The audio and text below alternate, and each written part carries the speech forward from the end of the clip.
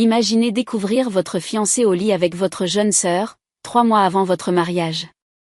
Imaginez ensuite recevoir une invitation de mariage de leur part avec une note disant « Venez voir à quoi ressemble le véritable amour ». La plupart des gens feraient l'impasse sur le mariage, ou s'y présenteraient en larmes. Je n'ai fait ni l'un ni l'autre. Je me suis présentée dans une magnifique robe blanche, avec un secret qui allait détruire leur journée parfaite et changer nos vies à jamais. Le regard sur le visage de ma sœur quand elle a réalisé qu'elle venait de perdre 8 millions d'euros. Inestimable. Mais je m'avance un peu trop. Avant de continuer, veuillez prendre un moment pour aimer et vous abonner, mais seulement si cette histoire vous plaît sincèrement. J'adorerais savoir d'où vous regardez et quelle heure il est chez vous. Maintenant, laissez-moi vous ramener au début. Les murmures ont commencé au moment où j'ai franchi les lourdes portes en chêne de la cathédrale Sainte-Cécile. 200 têtes se sont tournées à l'unisson, comme une vague d'incrédulité parcourant les bancs. Je pouvais entendre les halètements, sentir le choc émanant de chaque coin de cet espace sacré. Est-ce elle la X? Pourquoi porte-t-elle du blanc? Quelle audace! Je gardais la tête haute, mais pas mesurée et délibérée sur le tapis bordeaux. Ma robe Versace, oui, celle que j'avais initialement achetée pour mon propre mariage, épousait parfaitement mes courbes. La lumière du matin filtrant à travers les vitraux accrochait les perles discrètes, me faisant scintiller à chaque pas. Là, il se tenait à l'autel. Sophie, ma petite sœur, drapée de soie ivoire et de dentelle, ses cheveux blonds couronnés de roses blanches. Marc à ses côtés, dans son smoking d'anthracite, le même qu'il avait choisi avec moi l'année dernière. Son visage a perdu toute couleur quand nos regards se sont croisés. La coordinatrice du mariage, Madame Dubois, s'est précipitée vers moi, le visage rougi par la panique. Mademoiselle Dubois, nous ne vous attendions pas. Mon invitation indique 14 heures, ai-je dit calmement, en lui montrant le carton perle. Je suis parfaitement à l'heure. Je me suis glissée dans un banc à 3 rangs du fond, en croisant élégamment les jambes. Ma mère s'est retournée du premier rang, sa bouche s'ouvrant et se fermant comme un poisson rouge. La mâchoire de papa s'est serrée si fort que j'ai pu voir le muscle tressaillir à plus de 6 mètres. Mais c'est la réaction de Sophie qui a nourri ma détermination. Elle a agrippé le bras de Marc, ses lèvres parfaitement maquillées bougeant rapidement. Même d'ici, je pouvais lire la fureur dans son langage corporel. Bien. Qu'elle se demande. Qu'elle s'inquiète. La musique de l'orgue a gonflé, tentant de rétablir l'ordre dans le chaos que j'avais créé simplement en me présentant. Le père Michel s'est éclairci la gorge, ajustant ses lunettes tout en jetant des regards entre la mariée et moi. La tension dans la cathédrale était si épaisse qu'on aurait pu la couper au couteau. Ce qu'aucun d'entre eux ne savait, ni Sophie, ni Marc, pas même mes parents, c'est que je tenais toutes les cartes. La petite boîte en bois dans mon sac n'était pas une boîte ordinaire. Elle contenait 6 mois de patience, des décennies de planification, et le genre de justice qui se présente sous forme de documents légaux. La cérémonie était sur le point de commencer, et j'étais exactement là où je devais être. 2 semaines plus tôt, je triais mon courrier dans mon appartement du centre-ville quand je l'ai vu. Cette enveloppe avec l'écriture de Sophie. Mes mains tremblaient en l'ouvrant, sachant déjà ce que j'y trouverais. L'invitation était imprimée sur du carton perle, le même design que j'avais choisi pour notre mariage, la même police, la même formulation. Elle avait même utilisé le même calligraphe. Mais c'est la note manuscrite glissée à l'intérieur qui m'a glacé le sang. Chère Fiona, je sais que cela peut être difficile, mais la famille doit célébrer la famille. Viens voir à quoi ressemble le véritable amour. Nous détesterions que tu manques cela. Amour éternel, Sophie et Marc. Je suis restée là, dans ma cuisine, à relire ces mots encore et encore. La cruauté, la malice calculée. Elle ne me volait pas seulement mon fiancé. Elle me le faisait savoir en se frottant au fait, utilisant mes propres plans de mariage comme arme. Cette nuit-là, j'ai appelé ma meilleure amie, Rachel. N'y va pas, m'a-t-elle supplié. C'est ce qu'elle veut, t'humilier. Mais Rachel ne savait pas ce que je savais. Elle ne savait rien de la réunion que j'avais eue avec James Mitchell, l'avocat de ma grand-mère, juste une semaine avant. Elle ne savait pas que les documents se trouvaient dans le coffre-fort de son bureau, attendant le moment parfait. J'y vais, lui ai-je dit, et je vais leur offrir un mariage qu'ils n'oublieront jamais. J'ai passé les 2 semaines suivantes dans une préparation parfaite, pas pour la vengeance. Non, c'était trop simple, trop émotionnel. Il s'agissait de justice, de vérité, et enfin, après 28 ans d'être la bonne fille, celle qui était calme, celle qui ne faisait jamais de vagues, de me lever et de revendiquer ce qui m'appartenait de droit. J'avais même appelé Marc une fois. Il avait décroché à la 3e sonnerie, sa voix coupable et défensive. Fiona, je peux expliquer. Garde ça pour quelqu'un à qui ça importe, lui ai-je dit. Je voulais juste m'assurer que tu es heureux de ton choix. Quoi? 8 millions d'euros. Heureux, Marc. J'espère qu'elle en vaut la peine. J'avais raccroché avant qu'il ne puisse répondre. Qu'il se demande ce que je voulais dire. Qu'il passe des nuits à essayer de comprendre. Les hommes comme Marc pensaient toujours être les plus intelligents de la pièce. Il était sur le point d'apprendre la différence. L'invitation était toujours posée sur ma table basse le matin du mariage, cette note cruelle visible en dessous. Mais je n'étais plus la même femme qu'il avait reçue.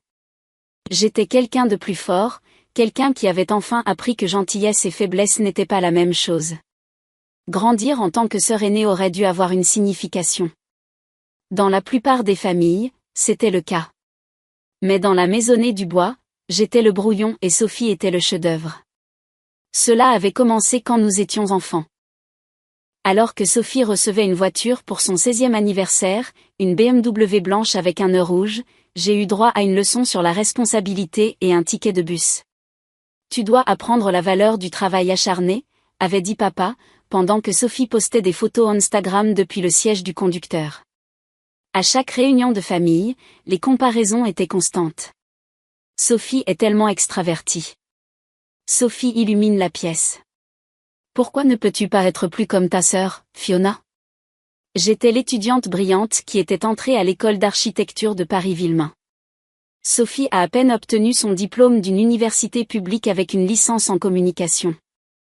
Devinez quelle fête de remise de diplôme était la plus grande? Tu es trop sérieuse, disait maman, fronçant les sourcils devant mes croquis et mes plans. Les hommes n'aiment pas les femmes trop intelligentes. Pendant ce temps, Sophie flottait dans la vie avec son charme et ses pommettes, prenant tout ce qu'elle voulait. Mon cavalier de balle, ma place dans l'équipe de tennis universitaire. Elle ne jouait même pas au tennis avant de me voir gagner les championnats de district. Mon stage chez Preston Architecture jusqu'à ce qu'elle les convainque qu'elle serait meilleure en relation client. Mais il y avait une personne qui voyait clair dans tout cela. Grand-mère Éléonore.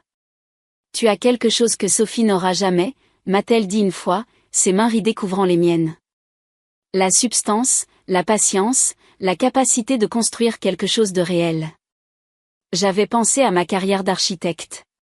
Maintenant, assise dans cette cathédrale, j'ai compris qu'elle voulait dire tellement plus. Le schéma avec Sophie était toujours le même. Elle voyait quelque chose qui me rendait heureuse, décidait qu'elle le méritait davantage, et le prenait.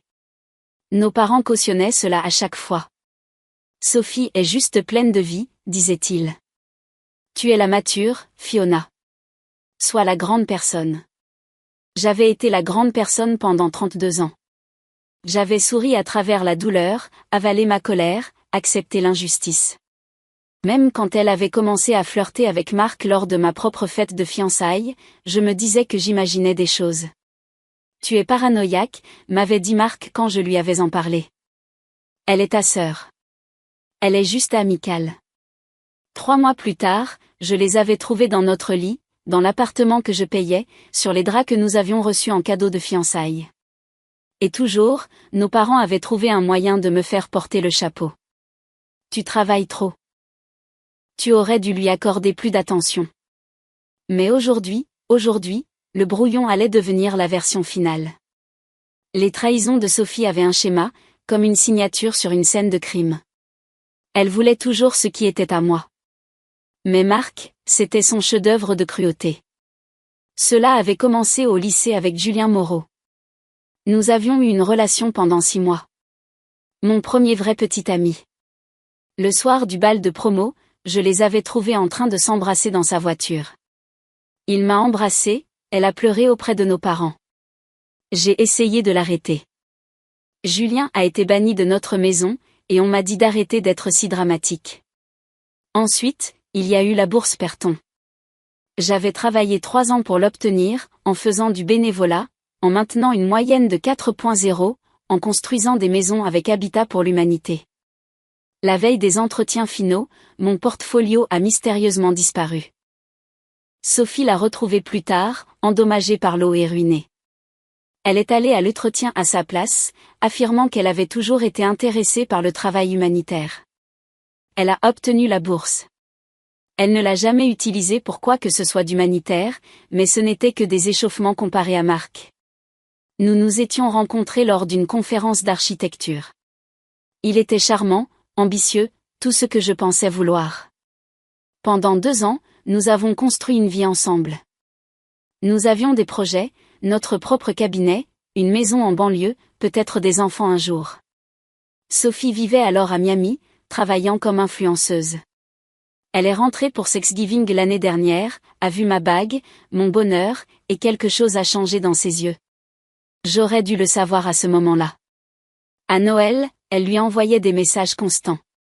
Des trucs de travail, disait-elle. Elle ne travaillait pas dans l'architecture. À la Saint-Valentin, elle apparaissait à nos dîners. Quelle coïncidence! En avril, je trouvais ses boucles d'oreilles dans notre chambre. Marc disait que j'étais folle, que ça avait dû tomber quand elle nous avait aidés à déménager des meubles. 3 semaines plus tard, je rentrais plutôt d'un voyage d'affaires. Le son qui m'a échappé en les voyant n'était pas tout à fait humain. Mais ce qui m'a fait plus mal que la trahison, ce furent les premiers mots de Marc. Elle est tout ce que tu n'es pas spontanée, amusante, excitante, tout ce qui signifie pas ennuyeuse comme Fiona. Ils ont emménagé ensemble la semaine suivante. Nos parents leur ont organisé une pendaison de crémaillère. Je n'ai pas été invitée, mais maman s'est assurée de me dire à quel point ils avaient l'air heureux. Mais voici ce que Sophie n'a jamais compris en me prenant tout. Elle n'a jamais pris la peine de regarder de près ce qu'elle volait. Elle a vu la surface. Le fiancé beau, la bague, les préparatifs du mariage. Elle n'a pas vu la dette, les mensonges, les cartes de crédit que Marc avait ouvertes en mon nom. Elle n'a certainement pas vu ce que grand-mère avait vu, ni ce qui attendait dans cette boîte en bois. Les chiffres me hantaient la nuit. 50 000 €. C'est ce que j'avais déjà dépensé pour notre mariage. Des acomptes que je ne pouvais pas récupérer. La robe, le lieu, la restauration pour 200 invités qui allaient maintenant regarder ma sœur épouser mon fiancé. Mais le coût financier n'était que le début. Le matin après les avoir surpris, j'étais entrée chez Brennan et Associés, où je travaillais depuis 7 ans, pour trouver tout le monde qui me regardait. Quelqu'un avait vu Marc quitter notre immeuble avec une valise. Quelqu'un d'autre avait vu la story Instagram de Sophie depuis ma chambre. À midi, j'étais le scandale du bureau. Peut-être devriez-vous prendre un peu de temps libre, m'avait suggéré mon patron, Richard. Juste le temps que les choses se calment. Ce temps libre m'a coûté le projet de la promenade maritime, un développement de 40 millions d'euros que je dirigeais depuis 2 ans. Ils l'ont donné à Bradley, qui était là depuis 6 mois. Nous avons besoin de quelqu'un sans distraction, avait expliqué Richard. La promotion qui m'avait été promise, envolée. Le bonus sur lequel j'avais compté pour rembourser mes prêts étudiants, évaporé. Ma réputation professionnelle, en lambeaux. Pendant ce temps, l'entreprise d'architecture de notre famille, Dubois et Associés, l'entreprise que grand-mère Éléonore avait construite à partir de rien, perdait de l'argent. De mauvais investissements que mon père avait faits. Des contrats qui avaient échoué. Nous étions à 3 mois de la faillite, bien que mes parents continuent de prétendre que tout allait bien. Nous avons besoin que le mariage de Sophie soit parfait, avait dit maman la semaine dernière. Les Dupont viennent et ils pourraient investir. Les Dupont, les riches parents de Marc, qui n'avaient aucune idée que leur fils était noyé sous les dettes de jeu, papa m'avait effectivement appelé à ce sujet. Tu devrais venir au mariage, Fiona, pour l'entreprise familiale. Elle a volé mon fiancé. Tu dois arrêter d'être si égoïste. C'est plus important que tes sentiments. J'avais raccroché. Puis j'avais appelé mon comptable et appris exactement à quel point la situation était grave. Si l'entreprise faisait faillite, je perdrais tout. Mon héritage, mon portefeuille, mon avenir entier. C'est alors que j'ai vraiment commencé à prêter attention aux documents que James Mitchell essayait de me montrer. C'est alors que j'ai appris ce que grand-mère Éléonore avait vraiment laissé. Votre grand-mère était une femme très intelligente, avait dit James, en me faisant glisser les papiers sur son bureau. Elle savait exactement ce qu'elle faisait. L'entreprise valait 8 millions d'euros si on savait où chercher. Et grand-mère s'était assurée que ce soit moi qui cherche. Papa avait réellement dit que j'aurais dû essayer plus fort pour garder Marc heureux. Comme si son bonheur était ma responsabilité, comme si j'étais celle qui avait échoué. Le massacre sur les réseaux sociaux a commencé en quelques heures. Sophie avait posté leur photo de fiançailles sur toutes les plateformes. Cette photo parfaite au coucher du soleil sur la plage. Sa main stratégiquement placée pour montrer la bague de ma grand-mère, celle avec laquelle Marc m'avait demandé en mariage. La légende disait, quand on sait, on sait. Parfois, l'amour vous trouve dans des endroits inattendus. J'ai hâte d'épouser mon meilleur ami, véritable amour à mesure. Marié béni. 500 likes en 1 heure. Des commentaires de nos amis communs, de mes amis, la félicitant. Vous êtes parfaits ensemble. L'amour gagne. Tellement heureux pour vous deux. Pas une personne n'a demandé de mes nouvelles. Au travail, je suis devenue invisible d'une manière différente. Les conversations s'arrêtaient quand je passais. Les invitations au déjeuner ont disparu. Le gala annuel que j'avais organisé pendant 5 ans. On a demandé à Jennifer de prendre la relève. Nous pensons juste que vous avez besoin d'avoir moins de choses sur votre assiette en ce moment, avait dit Richard. Mon ami d'université Ashley s'est désabonné après que Sophie ait raconté à tout le monde que j'avais été émotionnellement abusive envers Marc. Mon club de lecture s'est dissous plutôt que de prendre parti. Même mon professeur de yoga a suggéré que j'apportais peut-être une énergie négative à la classe. Le pire, c'était la pitié. Les quelques personnes qui me parlaient encore me regardaient comme si j'étais brisée. Comment allez-vous ? Me demandait-il, leur voix dégoulinant d'une fausse préoccupation, affamée de drama à partager à l'heure de l'apéritif. Rachel est restée loyale, mais même elle ne comprenait pas, passe à autre chose, m'a-t-elle dit. Vivre bien est la meilleure des vengeances. Mais je n'étais pas intéressée par la vengeance. J'étais intéressée par la justice. Il y a une différence. Le fil d'actualité de Sophie devenait une torture quotidienne. Je ne pouvais pas m'empêcher de regarder les photos de mes fournisseurs, mon fleuriste, mon traiteur, mon lieu de réception. Elle vivait littéralement mon mariage, juste avec un autre marié. Non, le même marié que j'avais choisi. Celui qui était censé être le mien. Dégustation de gâteau aujourd'hui, avec une photo chez le pâtissier où j'avais déjà versé un acompte. Trouver la robe dans la même boutique où j'avais acheté la mienne. Planification de la lune de miel de nos rêves en Italie. L'itinéraire exact que j'avais recherché pendant des mois. Chaque publication était un couteau tordu avec précision. Elle savait que je les verrais. Elle comptait sur ça. Mais pendant qu'elle postait des photos, j'avais d'autres conversations avec des avocats, des comptables, des personnes qui avaient travaillé avec grand-mère Éléonore pendant des décennies. Votre sœur n'a aucune idée, n'est-ce pas ? Avait demandé James Mitchell lors de notre 3e rendez-vous. Non, avais-je répondu, me permettant enfin un petit sourire. Elle est trop occupée à planifier son mariage parfait. Si vous avez déjà été trahi par quelqu'un en qui vous aviez confiance, vous connaissez cette douleur. Mais voici où l'histoire prend un tournant inattendu. Avant de révéler ce qu'il y avait dans cette boîte, je veux vous poser une question. Qu'auriez-vous fait dans ma situation ? Auriez-vous assisté au mariage ? Laissez un commentaire ci-dessous. Je les lis tous. Et si cette histoire vous touche, appuyez sur ce bouton j'aime. Cela aide vraiment d'autres personnes à trouver ces histoires. Maintenant, laissez-moi vous raconter la conversation qui a tout changé. 3 jours avant le mariage, Sophie m'a appelé. J'ai reconnu sa sonnerie. Material Girl, parce que bien sûr, c'était le cas, et je n'ai presque pas décroché.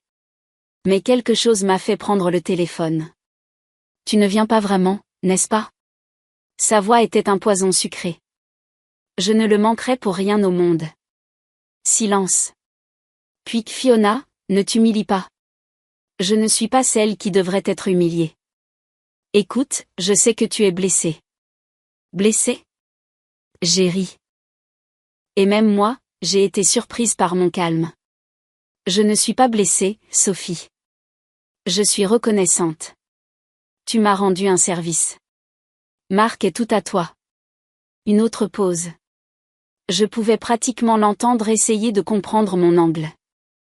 Juste, ne porte pas de blanc ou quoi que ce soit de psychotique. Je n'en rêverais même pas. J'ai menti avec fluidité. Elle a raccroché la première. 5 minutes plus tard, Marc a envoyé un SMS. Pouvons-nous parler? Puis, je suis désolée pour la façon dont les choses se sont passées. Puis, tu mérites de connaître la vérité. Puis, c'est à propos de l'argent. Ce dernier a fait une pause. Il ne connaissait pas le testament de grand-mère. C'était encore scellé. Alors de quel argent parlait-il? Je n'ai pas répondu, mais j'ai tout capturé. Le lendemain matin, maman est apparue à mon appartement sans prévenir.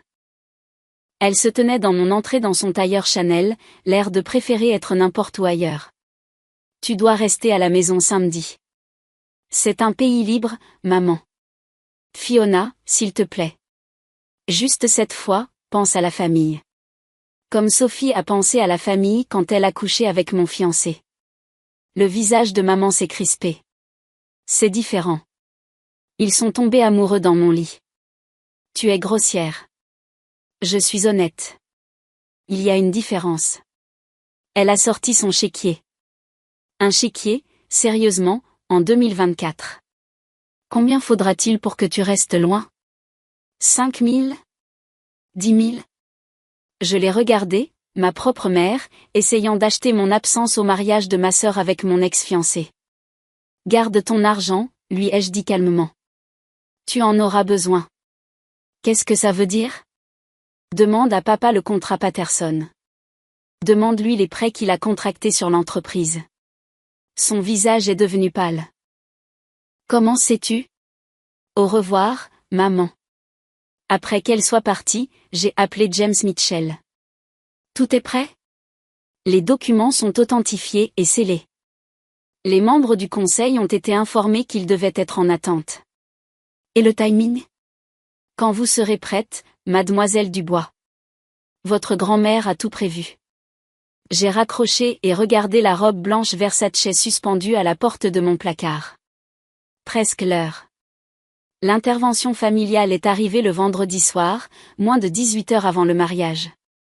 Ils m'ont tendu une embuscade à mon appartement. Maman, papa et tante Patricia, l'exécutrice de la famille. Ça a assez duré, a commencé papa, s'installant sur mon canapé comme s'il y était chez lui. Tu ne gâcheras pas le mariage de ta sœur. Je ne gâche rien. J'y assiste comme invité. Tante Patricia serrait ses perles. Toute la famille élargie sera là. Les Dubois, les Brennan. Qu'est-ce que les gens vont penser? La vérité. Ne sois pas maligne, a claqué papa. L'entreprise a besoin que ce mariage se déroule parfaitement. La famille de Marc a des relations. Marc a 200 000 euros de dette, ai-je dit calmement. L'a-t-il mentionné? La pièce est devenue silencieuse. Maman s'est remise en premier.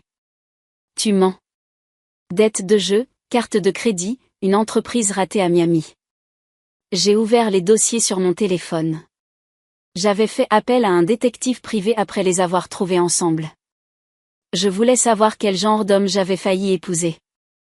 Le visage de papa devenait violet. Tu n'avais pas le droit. J'avais tous les droits. Il a ouvert 3 cartes de crédit en mon nom. Je me bats encore contre les accusations de fraude. C'est exactement pour ça qu'il t'a quitté, a dit maman froidement. Tu es tellement contrôlante. Il ne m'a pas quitté. Il m'a trompé avec ma sœur, qui peut le garder. Arrête d'être vindicative, a dit tante Patricia.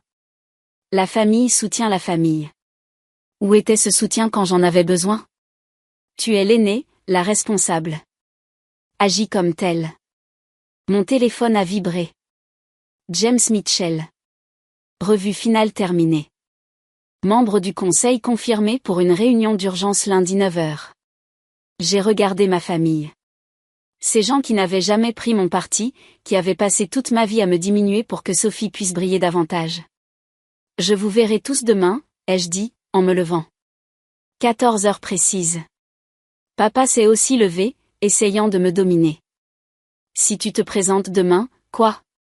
Tu vas me renier? Me couper les vivres?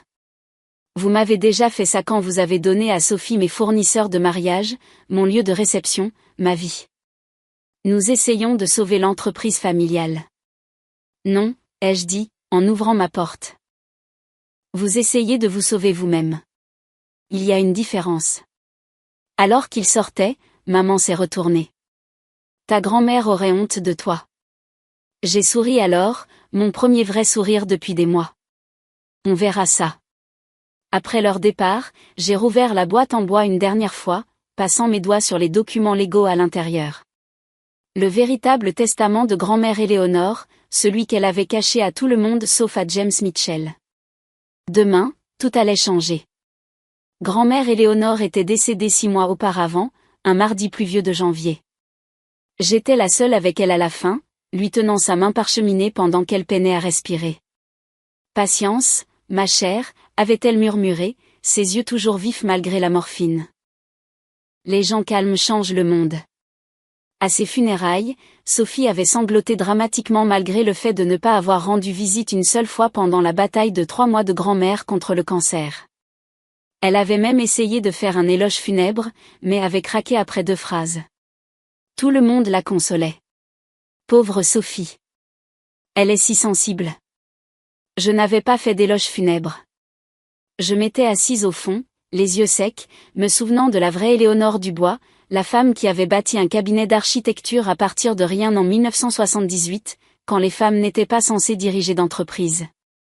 2 semaines après les funérailles, James Mitchell m'avait appelé. Votre grand-mère a laissé des instructions spécifiques. La lecture du testament est reportée de 6 mois. Pourquoi? Elle a dit que vous comprendriez quand le moment serait opportun.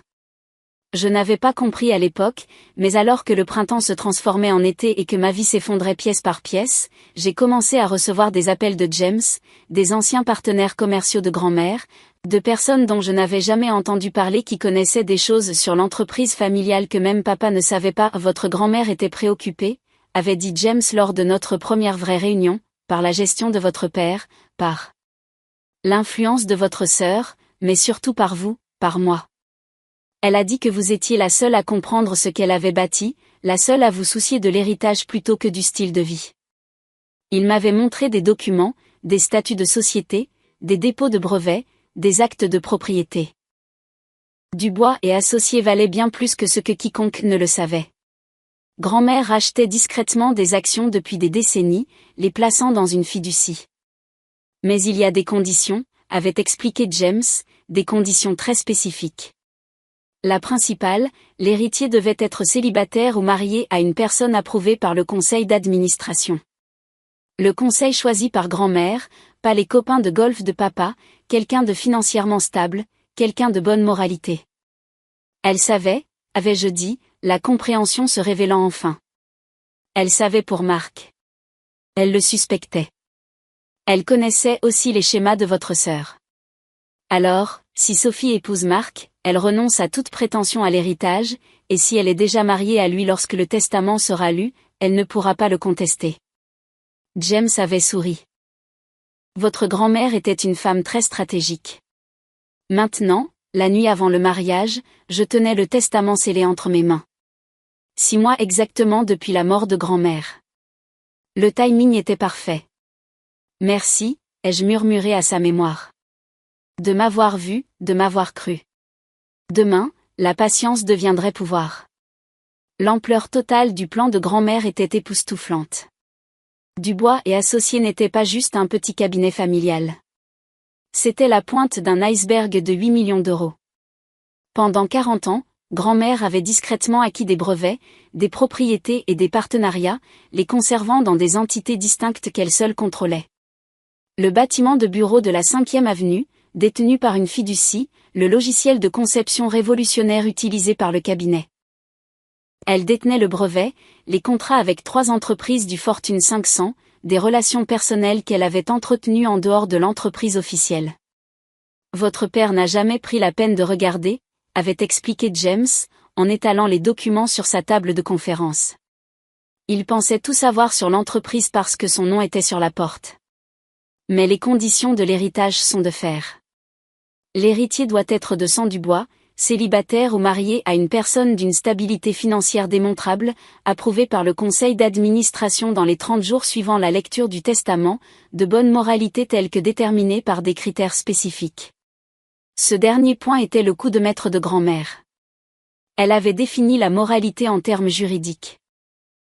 Pas de casier judiciaire, pas de dette impayée supérieure à 50 000 €, pas d'historique d'infidélité conjugale avec une personne fiancée ou mariée. Elle a vraiment pensé à tout. J'ai été émerveillée. Elle a eu 6 mois après vos fiançailles pour affiner la formulation, avait dit James. Elle était préoccupée par Mark dès le début.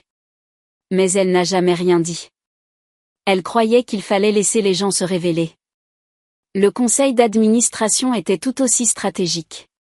5 personnes avec lesquelles grand-mère avait travaillé pendant des décennies, toutes dotées d'une intégrité inébranlable. Ils attendaient, partenaires silencieux de son plan. Que se passe-t-il si personne ne remplit les conditions, ai-je demandé. L'intégralité de la succession va à la Fondation internationale d'architecture des femmes. Et si Sophie conteste? Elle peut essayer, mais épouser un homme avec plus de 200 000 € de dette de jeu qui a commis une fraude à la carte de crédit contre sa propre sœur. James avait secoué la tête. Aucun juge ne passerait outre les souhaits de votre grand-mère pour cela. L'invitation de mariage sur ma table basse semblait se moquer de moi. Venez voir à quoi ressemble le véritable amour.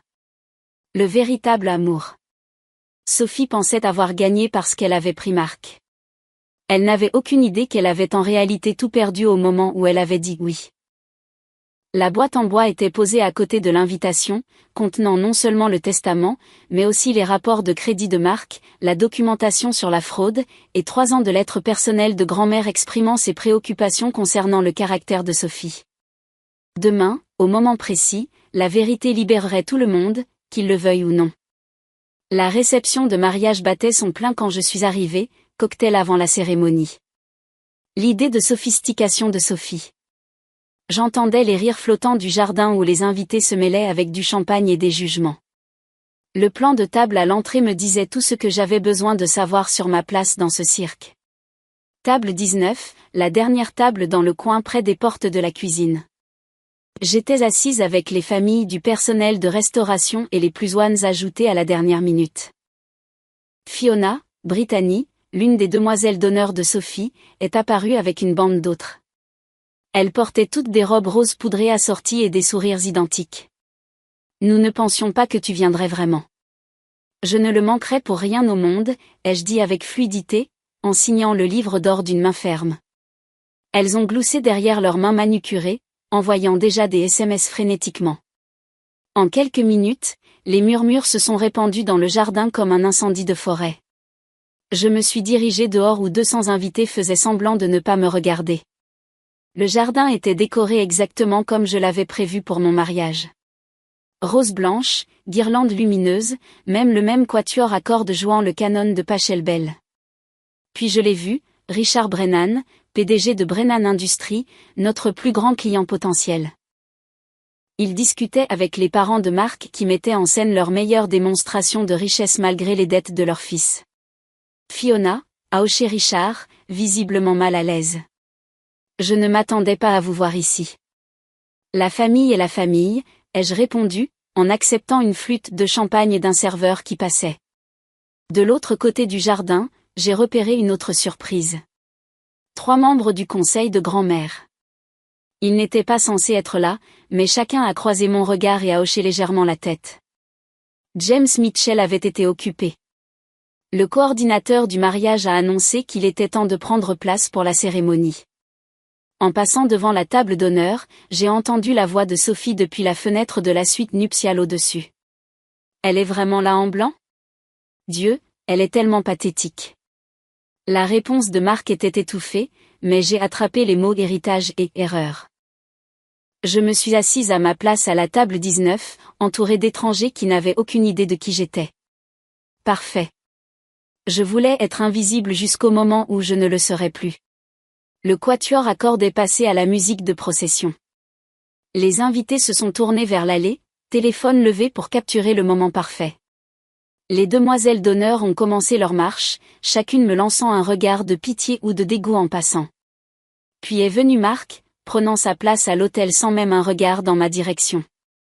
Son témoin lui a murmuré quelque chose qui l'a fait rire nerveusement. La musique a gonflé, tout le monde s'est levé, et il y avait Sophie, rayonnante de blanc, marchant vers son destin. Elle n'avait aucune idée à quel point elle avait raison sur le fait que le véritable amour serait révélé aujourd'hui.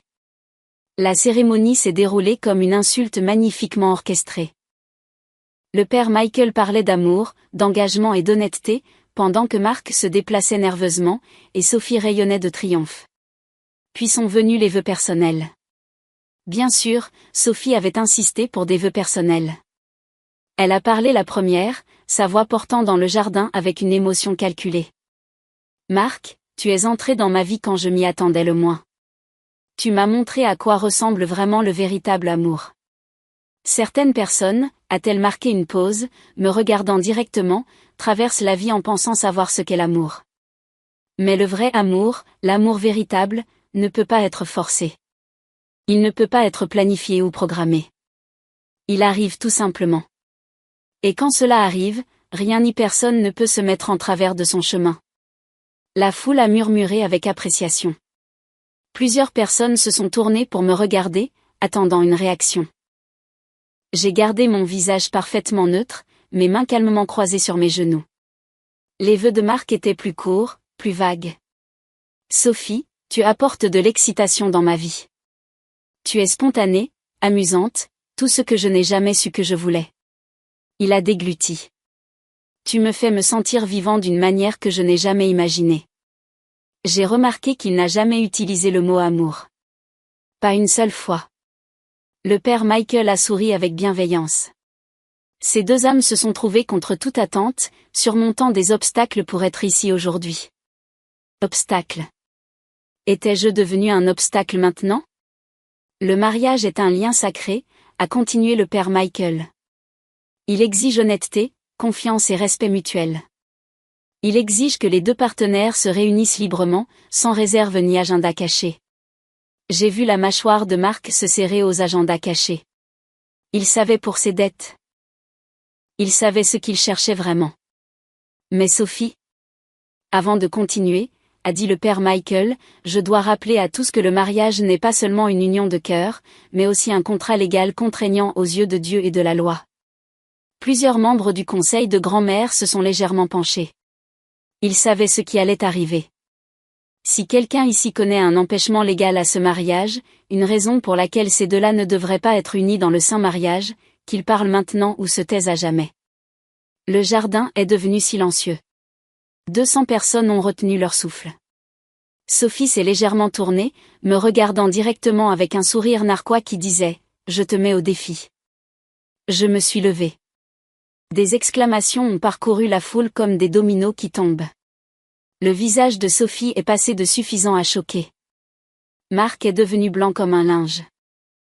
Je m'oppose, ai-je dit, ma voix claire et stable. Pour des raisons légales? Le père Michael a cligné des yeux de surprise. Raison légale? J'ai avancé, sortant la boîte en bois de mon sac. J'ai des documents qui affectent matériellement cette union. Le silence était assourdissant.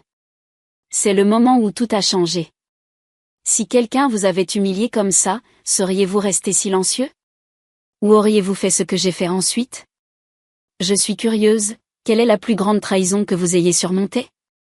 Partagez dans les commentaires si vous êtes à l'aise. Votre histoire pourrait aider quelqu'un d'autre à traverser la même chose.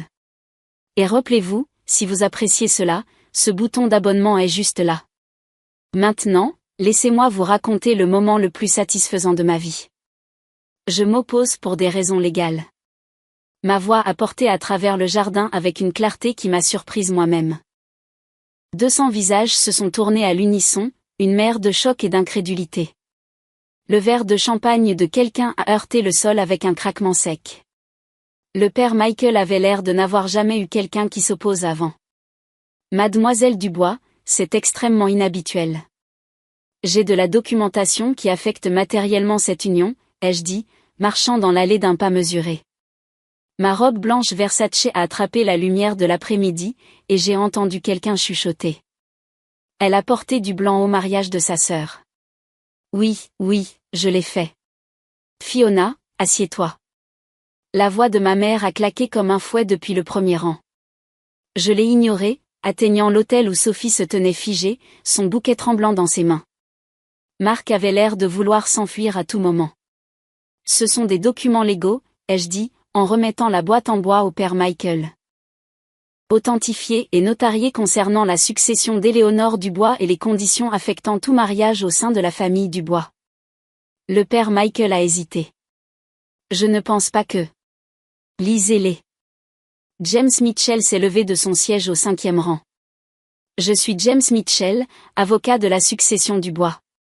Ces documents sont légalement contraignants et sensibles au temps. Sophie a retrouvé sa voix. C'est ridicule.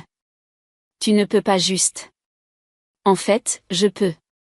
Je me suis tournée pour faire face à la foule, ma voix portant clairement. Il y a 6 mois, notre grand-mère Éléonore Dubois est décédée. Ce que la plupart d'entre vous ne savent pas, c'est qu'elle a laissé un testament très spécifique avec des conditions très spécifiques. Tu mens, a sifflé Sophie. Le testament a été lu. J'étais là. C'était le testament préliminaire, a dit James Mitchell, s'avançant. La documentation complète de la succession a été scellée pendant 6 mois, conformément aux instructions explicites de Madame Dubois. Aujourd'hui marque exactement 6 mois depuis son décès. Le père Michael a ouvert la boîte avec des mains tremblantes, en sortant les épais documents légaux. Ses yeux se sont écarquillés en lisant ceci. Cela dit que toute la succession Dubois, d'une valeur de 8 millions d'euros, est laissée à Fiona Dubois sous condition de son état matrimonial. Des exclamations ont parcouru la foule. J'ai vu Richard Brennan se pencher soudainement, très intéressé. Il indique que l'héritier doit être soit célibataire, soit marié à une personne d'une stabilité financière démontrable, approuvée par le conseil d'administration. Le père Michael a continué, sa voix se renforçant. Il stipule également que tout membre de la famille Dubois qui épouse une personne ayant des dettes impayées excédant 50 000 € ou un historique de fraude financière renonce à toute prétention à la succession. Marc a vacillé sur ses pieds. Sophie lui a serré le bras, ses ongles s'enfonçant dans sa manche. De plus, a lu le père Michael, tout membre de la famille qui s'engage dans une infidélité conjugale avec une personne fiancée est définitivement exclu de l'héritage. Le silence était absolu. On aurait entendu une mouche voler dans ce jardin. Combien de dettes as-tu, Marc, ai-je demandé, d'un ton décontracté. Le dernier décompte était de plus de 200 000 €, n'est-ce pas?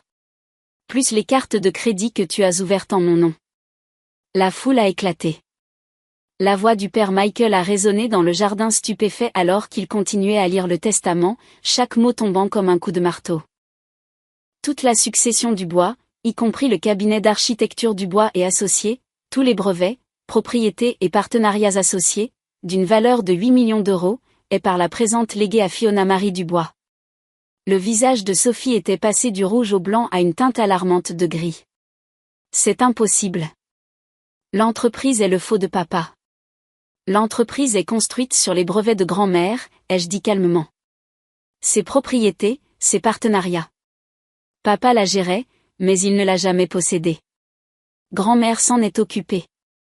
James Mitchell a sorti des documents supplémentaires. Madame Éléonore Dubois détenait 78% des parts via diverses fiducies et sociétés holdings. Elle était très spécifique quant aux conditions de l'héritage. C'est de la fraude. Marc a finalement retrouvé sa voix. Tu ne peux pas juste. Monsieur Thompson, a adressé James directement. Êtes-vous conscient qu'ouvrir des cartes de crédit au nom d'une autre personne est un crime fédéral? Mademoiselle Dubois a choisi de ne pas porter plainte pour l'instant. La foule bourdonnait maintenant. Des téléphones sortaient, des gens filmaient. Cela allait être partout sur les réseaux sociaux en quelques heures. Le père Michael s'est éclairci la gorge. Il y a plus.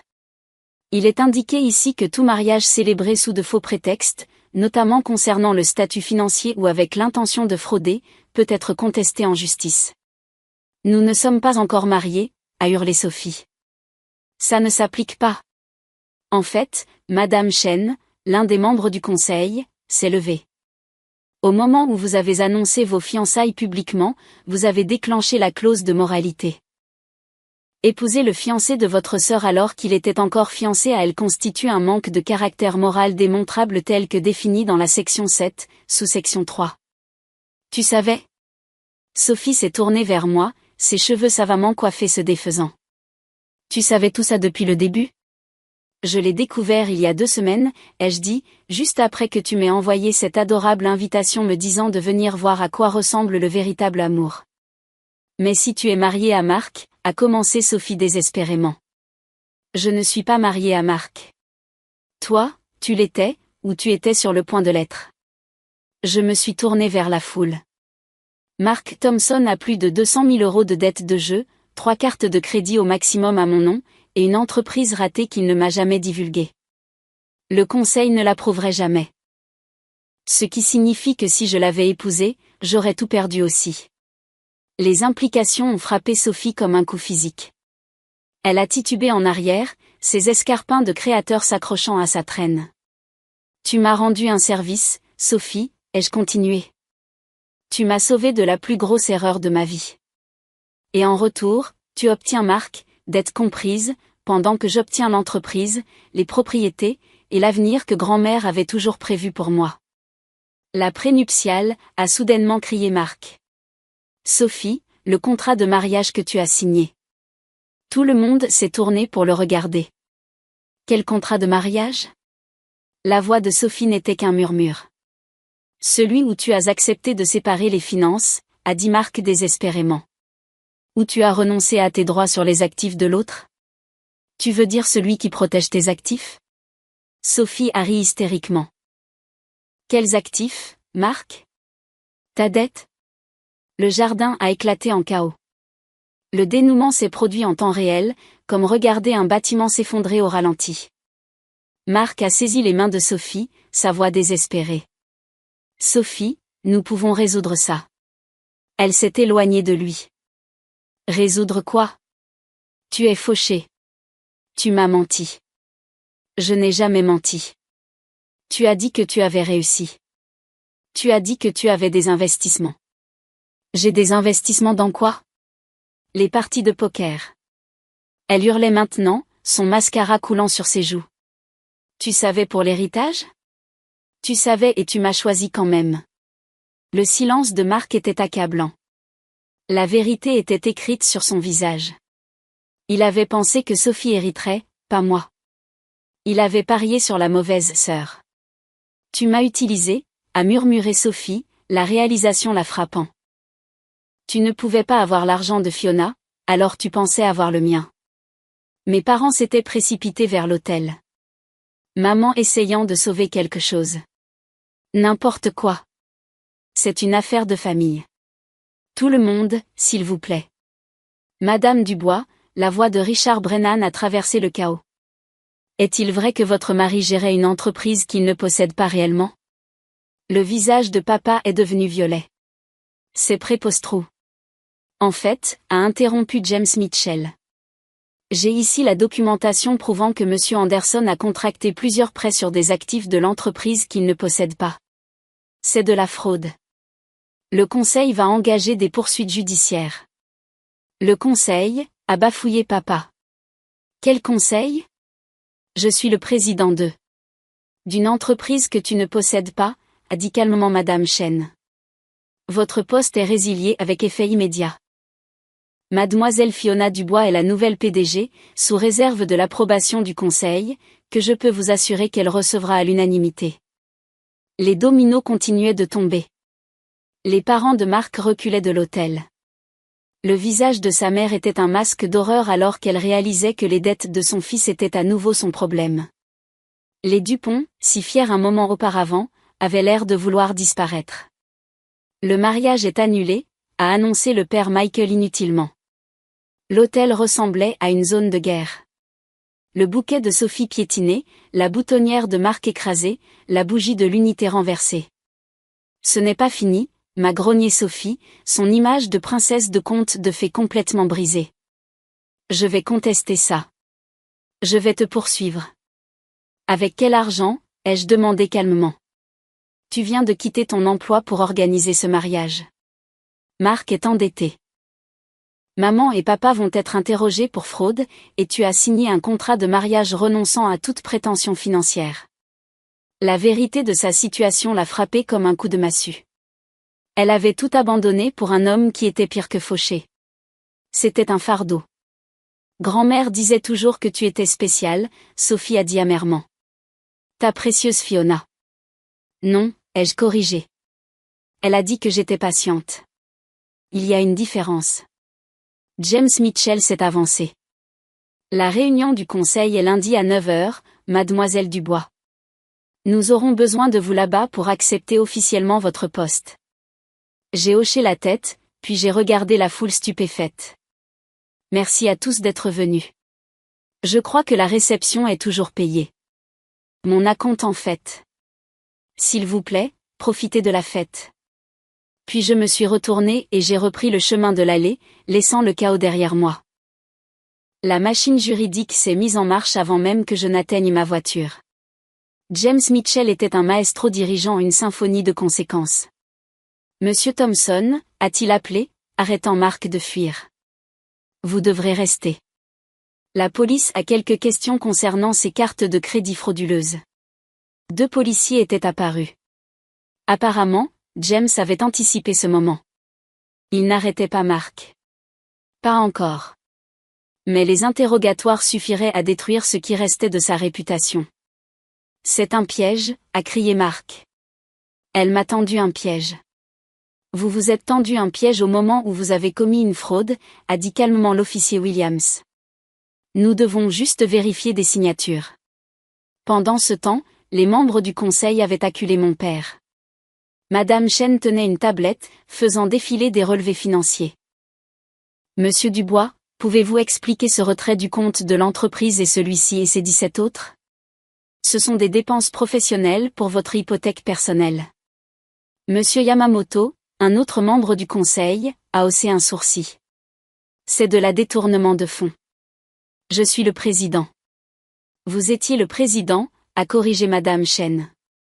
Le président d'une entreprise que vous n'avez jamais possédée. Les invités du mariage s'étaient divisés en 2 camps. Ceux qui fuyaient le drama et ceux qui filmaient chaque seconde. J'ai vu au moins 3 personnes faire du direct. Wedding crash. Grand-mère était probablement déjà dans les tendances. Sophie a tenté un dernier coup désespéré. Attendez, si Marc et moi ne nous marions pas, alors Fiona peut l'épouser et tout perdre. J'ai ri. J'ai vraiment ri. Sophie, je n'épouserai pas Marc maintenant, même s'il était le dernier homme sur Terre. De plus, les accusations de fraude le rendent inéligible en vertu de la clause de moralité de grand-mère. Il est toxique pour tout héritage du bois. Tu as planifié ça, m'a-t-elle accusé. Tu savais que je le volerais. Je soupçonnais que tu essaierais. Tu veux toujours ce qui est à moi. Mais Marc a été une surprise. Je ne connaissais pas ses dettes avant de vous surprendre ensemble. C'est drôle comment les choses s'arrangent. Richard Brennan s'est approché de moi alors que j'atteignais ma voiture. Mademoiselle Dubois, Brennan Industries aimerait discuter d'un partenariat avec Dubois et Associés. Sous votre direction, bien sûr. Je ferai appeler mon bureau lundi, ai-je dit professionnellement, bien qu'à l'intérieur je criais de joie. C'était le contrat que papa avait cherché pendant 2 ans. Votre grand-mère serait fière, a-t-il dit calmement. Elle disait toujours que vous étiez l'avenir de l'entreprise. En partant, j'ai vu la scène dans mon rétroviseur. Sophie sanglotant à l'hôtel, Marc interrogé par la police, mes parents hurlant à James Mitchell, et 200 invités capturant chaque instant pour la postérité. La salle de réception était toujours installée, le gâteau attendait d'être coupé, le groupe se demandant probablement s'il devait jouer. Mon mariage parfait s'était transformé en le désastre parfait de Sophie. La justice avait été rendue et c'était délicieux. Le dimanche matin, la vidéo était devenue virale. La sœur de la mariée s'oppose avec un testament de 8 millions d'euros, avait 3 millions de vues et ça continuait. Quelqu'un avait capturé l'intégralité de la scène, de mon entrée en blanc à la crise totale de Sophie. Les commentaires étaient brutaux, mais principalement de mon côté. La sœur a reçu exactement ce qu'elle méritait. Grand-mère jouant aux échecs en 4D depuis l'au-delà. Imaginez laisser tomber 8 millions d'euros pour un tricheur fauché. Mon téléphone n'arrêtait pas de vibrer. Rachel a appelé la première.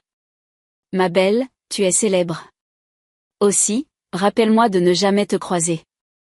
Mais le véritable contre-coup ne faisait que commencer.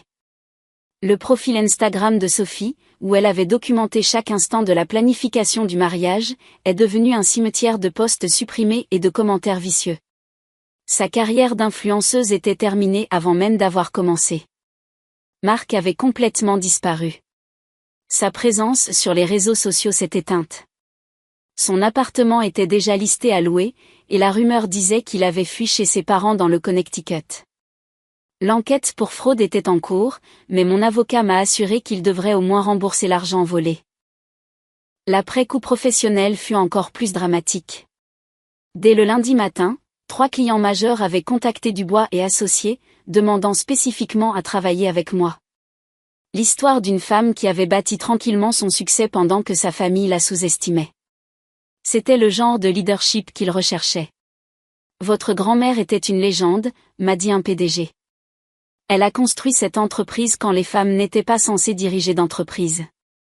On dirait qu'elle est entre de bonnes mains. La réunion du conseil fut une formalité. Approbation unanime, comme James l'avait prédit. J'étais officiellement PDG de Dubois et associé avec le contrôle total d'un empire de 8 millions d'euros que j'avais aidé à construire, mais que je n'avais jamais pensé diriger. Papa a essayé de se présenter au bureau lundi après-midi. La sécurité l'a refoulé. J'avais révoqué son accès. L'enquête sur son détournement de fonds progressait. Il éviterait probablement la prison, mais sa réputation était détruite. Maman a appelé 17 fois avant que je décroche enfin. Comment as-tu pu faire ça à ta famille? Je n'ai rien fait, maman. J'ai juste arrêté de vous laisser faire des choses qui me concernent. Ta sœur est détruite. Elle survivra. Peut-être qu'elle apprendra quelque chose. Elle a dû revenir à la maison. Alors peut-être que tu pourras enfin lui apprendre ce que sont les conséquences.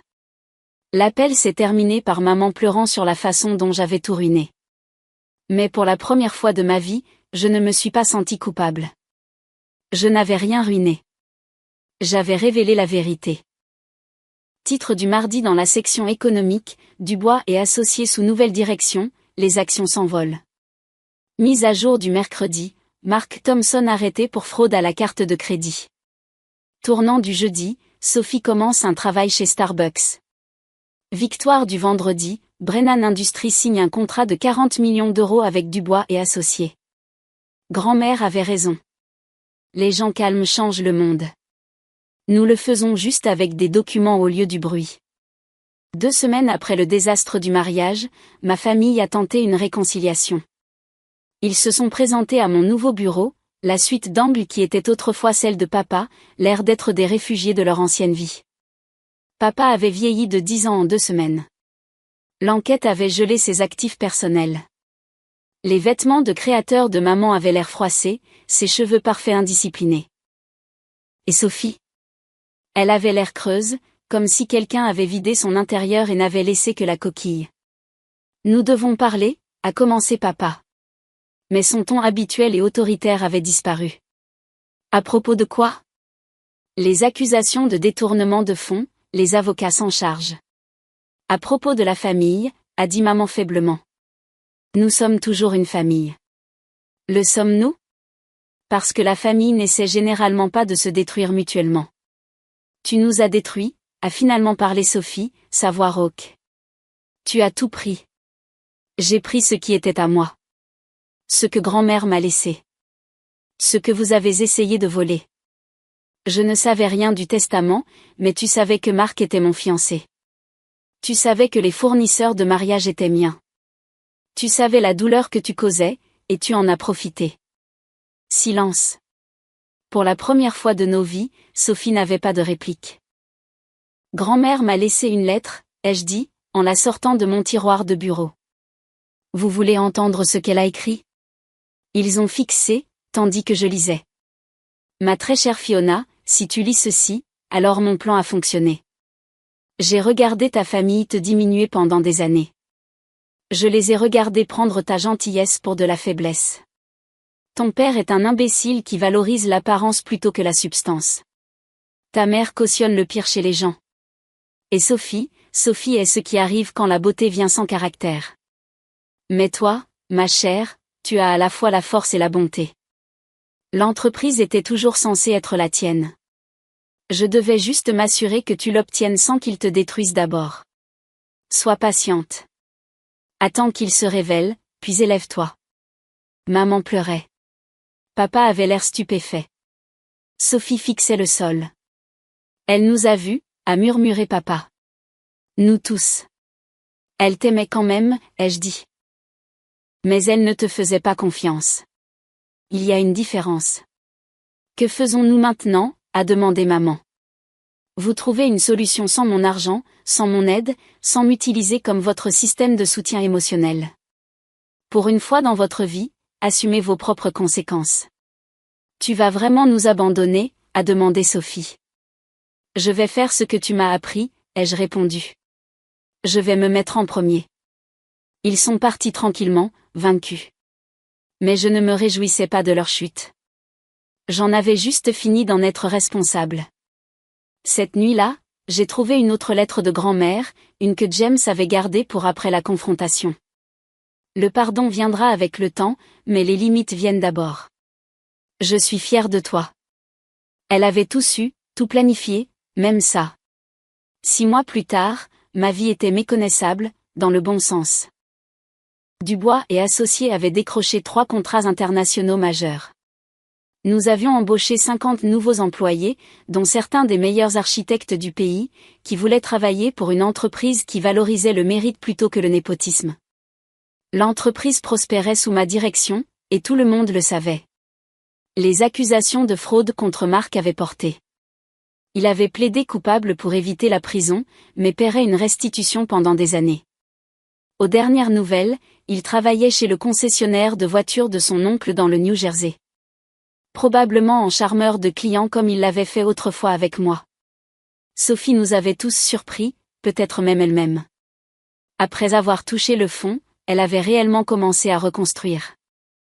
Elle travaillait toujours chez Starbucks, mais elle s'était également inscrite à des cours de commerce dans un collège communautaire, payant ses propres frais pour la première fois de sa vie. Nous ne nous étions pas parlé depuis des mois, mais j'avais appris par maman qu'elle suivait une thérapie, traitant enfin des années d'arrogance et de jalousie. Mes parents avaient tout réduit, la maison, les voitures, le style de vie. Le dossier de détournement de fonds de papa avait été réglé à l'amiable, mais sa réputation dans le monde des affaires était terminée. Il avait trouvé un emploi de consultant junior dans un petit cabinet. Maman avait aussi commencé à travailler, en tant que réceptionniste dans un cabinet dentaire. Ils apprenaient à 60 ans ce que signifiait gagner plutôt que prendre. Ils s'enquièrent de toi, m'a dit Rachel lors d'un déjeuner. Ta mère vient parfois au salon. Elle demande toujours comment tu vas. Et je lui dis que tu prospères parce que tu le fais. Elle avait raison. J'avais recommencé à fréquenter des gens, prudemment, avec des limites fermement établies. Il s'appelait Daniel, un ingénieur civil qui n'avait jamais entendu parler des drames de ma famille avant notre 3e rendez-vous. Il avait écouté toute l'histoire, puis avait dit, votre grand-mère avait l'air d'être brillante, et vous aussi. Il était gentil, stable, sans dette, et complètement lui-même. Le conseil l'approuverait certainement. Pas que je pensais si loin. J'avais appris à ne pas me précipiter. Le développement le plus inattendu fut la lettre que j'avais reçue de Sophie la semaine dernière. Fiona, je sais que tu ne veux probablement pas entendre parler de moi, mais la thérapie m'oblige à faire amende honorable. Pas pour le pardon, mais pour la responsabilité. J'ai été cruelle envers toi. J'ai pris tout ce que je pouvais parce que j'étais jalouse de tout ce que tu étais. Tu étais intelligente, talentueuse, travailleuse, tout ce que je n'étais pas. Au lieu d'essayer de devenir meilleure, j'ai essayé de te faire paraître plus petite. Marc ne parlait jamais d'amour. Il s'agissait de gagner, de prouver que je pouvais tout te prendre. Je vois maintenant à quel point c'était pathétique. Tu m'as fait un cadeau lors de ce mariage, même si tu ne le voulais pas. Tu m'as montré qui j'étais vraiment. C'était moche, mais c'était nécessaire. Je travaille à devenir meilleure.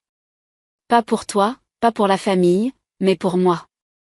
Je n'attends pas le pardon. Je voulais juste que tu saches, Sophie. J'avais lu la lettre 3 fois, puis je l'avais rangée. Peut-être qu'un jour nous parlerions. Peut-être pas. Mais pour l'instant, les limites étaient plus importantes que les ponts. Le portrait de grand-mère était accroché dans mon bureau maintenant, veillant sur l'empire qu'elle avait bâti, et je l'étendais. Parfois, je lui parlais, lui racontant les contrats gagnés et les défis surmontés. Tu m'as appris la leçon la plus importante, ai-je dit à son portrait. Que gentillesse ne signifie pas faiblesse, que patience n'est pas synonyme de passivité, et que parfois la meilleure vengeance n'est pas une vengeance du tout. C'est juste vivre sa vérité et laisser les autres affronter la leur. L'entreprise était mienne. L'avenir était mien. Et pour la première fois de ma vie, j'étais exactement là où je devais être.